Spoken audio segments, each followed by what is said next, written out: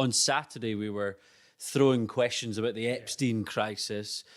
We were drowned out. He wasn't for answering. We thought we'd change tack today and thought the best approach was to intro that exchange, massage the ego of Donald Trump, give him the opportunity to boast about Turnberry, where he was.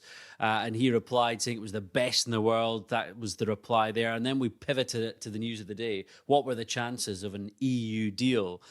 We shouted, given Ursula von der Leyen was coming to the village later on.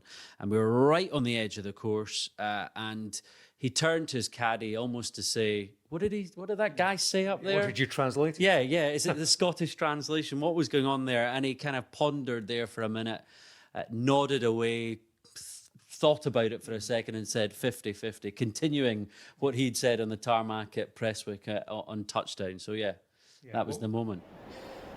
Can you get a deal with the EU today?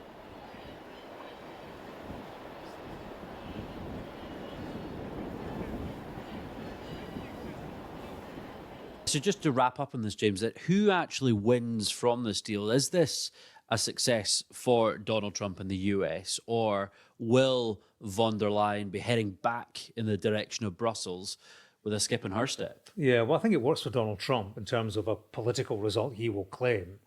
It also fits into his worldview, his effort to reshape the global trading system, fits with that philosophy that tariffs work, that tariffs are beautiful, to quote him.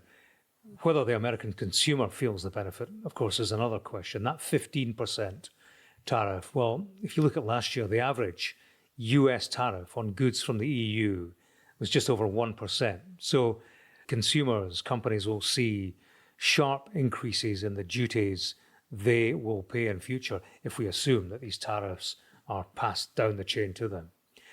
As for von der Leyen, it's as good as it was probably going to get in the face of Trump's threat of 30% tariff. Remember, he had threatened 50% before that.